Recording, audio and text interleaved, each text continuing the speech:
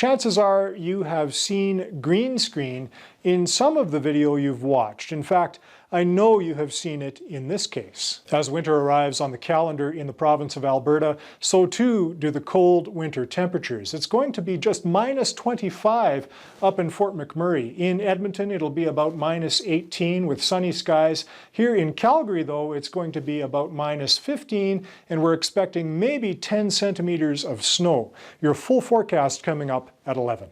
Years ago, it took thousands of dollars of equipment to do that in a television studio, and they still have thousands of dollars of equipment to do a really good job at it. But you can do it now in your home, just like I've done here. I'm going to show you step by step how to make your first green screen video. Stay tuned.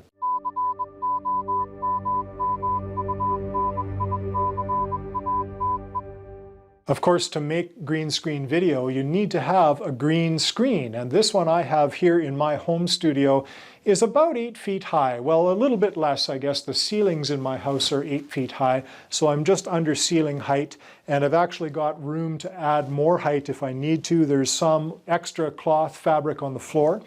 And it's about 12 feet wide, so I've got lots of space to be able to move around within the frame of the screen itself. So depending on the size of the image that I'm going to use in the end for my background, I've got some room to make some adjustments if necessary. Once you set up the screen, it's important to make sure that it's extremely smooth. A fabric screen like this will come shipped to you in a box, or you'll pick it up that way from the store, and you're going to have all kinds of wrinkles and folds in it because it's going to be, of course, folded up inside the box. So the first thing to do is take that out. I washed mine, just washed it on the gentle cycle, and then ironed it. And if you don't have an iron, you can actually use one of those handheld steamers as well. It's not quite as effective, but it does the job if you're patient and you constantly stretch out the material to get those wrinkles out. Now you can see I've actually got clamps on the edges of my green screen where the supports are. We've got these tall stands on either side, and the clamps actually stretch out the fabric to the edges of the stands, so I've ensured that I can't have any wrinkles in this material. I do have a little bit of wrinkling down at the bottom, but it's out of the camera frame, so that's okay. So that's the first thing. We don't want any wrinkles, because when it goes to editing afterwards, you're going to have a tough time removing that background with any wrinkles in it because it creates shadows. And we don't want that. We want to make it as easy as possible in the editing process, and that starts in the production process or the recording process first. Now here's the other key thing. You want to think about your lighting. I've got studio lighting here in my space, and it's just softbox lighting. I've got 4 softboxes, but I'm only using 2 of them to light me, the subject. I've got the other 2 plus a couple of smaller LED panels down on the floor, all pointed at the green screen itself. And this is key. You have to light the green screen separately, so you need designated lighting for your green screen. That lighting, if it's done nice and evenly, it will help you again to remove the background, just the same as de-wrinkling helps you. You don't want to have any shadows on the screen. So you can see as I move around here, even though I've got light in front of me from those 2 softboxes designated for the subject, there's no shadow happening back on the screen behind me, or very little shadow happening as I maneuver around here in front of it. That's exactly what we're trying to achieve, so you don't have any complications when you're removing that background. The one other lighting tip I want you to be mindful of is up behind me here I've got something called a hair light or a backlight, and it shines towards my back. It's actually shining on my head and my shoulders as we speak here. I didn't have this light to start with, and I managed okay. I was still able to remove the background, and it was maybe a little bit more complicated than what it is now for me, but I was still able to do it. What that light helps me achieve is separation from the green background, and you're going to find as you start editing, you're going to get some splashback or some reflection of that green screen on the back of you or the subject.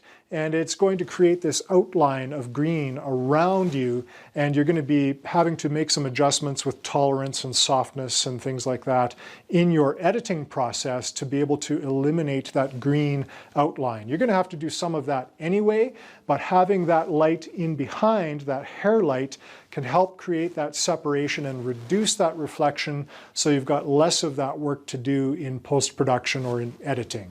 Once you've recorded your video, it's time to upload it to your editing software and remove the background. Let's go have a look at how to do that. All right, I have my green screen video uploaded into my editing software. I'm using Camtasia for this video. I like it because it's clean and simple and really easy to use. You can try it if you're curious. I'll put a link in the description below. You can get a 30-day free trial of it. It is an affiliate link, so just be aware of that. Now, I'm going to take my video and I'm going to drop it from the media bin here where I've uploaded it down onto the timeline. It's just click and drag, so pretty easy to do, but I'm going to put it on track 2 of the timeline, and you're going to see why in a minute. Now, I'm just going to advance it here to where I'm in frame, and you can see the lighting is actually pretty good. I've got a pretty even screen back there. And I'm not going to worry about whatever is going on in the video at this point. I just want to remove that green background. So I'm going to go into the Visual Effects menu. And right here, I've got the option to remove a color. And I can click and drag that either onto the preview window or onto the timeline on the track. Either one will work just fine. So I'm here, I'm just going to add that effect, and you can see it says Effect Added. And when that happened, over here on the right hand side of my screen, the option to remove the color came up, and you can see that immediately the automatic color there is green. Now I can drop that menu down and choose whatever color I like to remove, but most of us are using green screens. Sometimes you see a blue screen as a removable background. That's kind of a good second option, but green is certainly the most common. And it's easy to remove by just clicking the dropper tool. And a lot of editing software does have a dropper tool or something similar. So I'm just going to click on the dropper, come over here to the preview window, and you can see just as I move the dropper around the screen, there is some variance in the color of green, and there's a little bit of different shading in spots, but because I'm fairly well lit and the screen is fairly well lit, when I click on that, it's going to remove most of the color. So you can see I do have a little bit of reflection back here from the green screen, and that's perfectly normal. It's certainly not as bad as it could be if I had a wrinkly or poorly lit green screen, and that's what it's all about. We want to make sure we don't have to do much work at this stage in editing. So I'm going to just adjust the tolerance, the softness, and the defringe, and you'll see as I make these adjustments that green reflection begins to disappear. So I'm going to raise the tolerance up, and I'm probably going to raise the softness up as well, and you can just see that that green line around me begins to go away. And I'm just going to keep adjusting until I'm happy with how this looks and ready to enter a new background in behind me, and I'll do that next here. I'm pretty happy now with my green background removal. I may make some more adjustments as we go here, but we'll get some other backgrounds in behind and have a look and see how it all blends together. I've uploaded some images and a video as well just to show you the difference, but let's just have a look. I'm going to drop this image of an auditorium in behind me. Now if I pull it in here directly into the preview window, you can see it's going to cover up the picture of me, and I don't want that to happen. What I want it to do is turn up behind me, and that's why I put the initial video of me on the green screen on track 2 down in the timeline, because the background is actually going to go down onto track 1. So there you have it. I can see that the background is there. I'm just going to stretch it out now so that it fits in behind me nicely. And there I am now standing in an auditorium, a university lecture theater by the looks of things. Now, I would adjust this for size and just make sure it looks like it makes sense in terms of scale. I may have to just move that a little bit to make it look a little more realistic. It all depends on the distance I want to show in terms of what's behind me. And that looks pretty close there. I may adjust that even a little bit more, but you get the idea. You just want to adjust that background image so it looks like you belong in that image.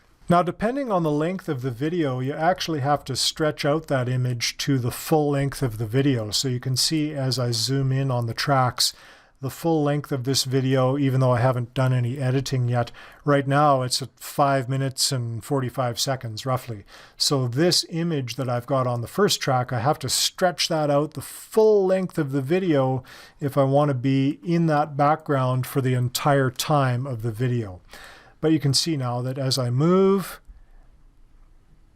the background stays there and I carry on delivering my message. Now you can drop another video in the background as well. So I've got some video here of a beach and the same principles apply. You just have to make sure you drop it in on track 1 so the background is in fact behind you and not covering you up.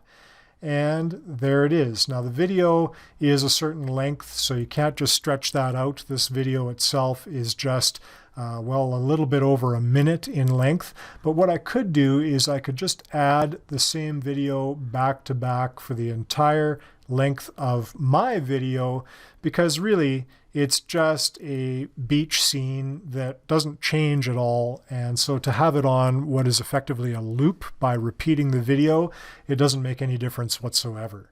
So there's the beach in behind me. If I play the video or if I move it through, you're going to be able to see that it looks like I'm standing on the beach. Once you're happy with the green screen being removed and the new background in place and everything looks good to you, then you just go ahead and render the video as you would normally. And what comes out as the finished product will be you with the new background. It's pretty easy to do, as you can see. I hope that helps.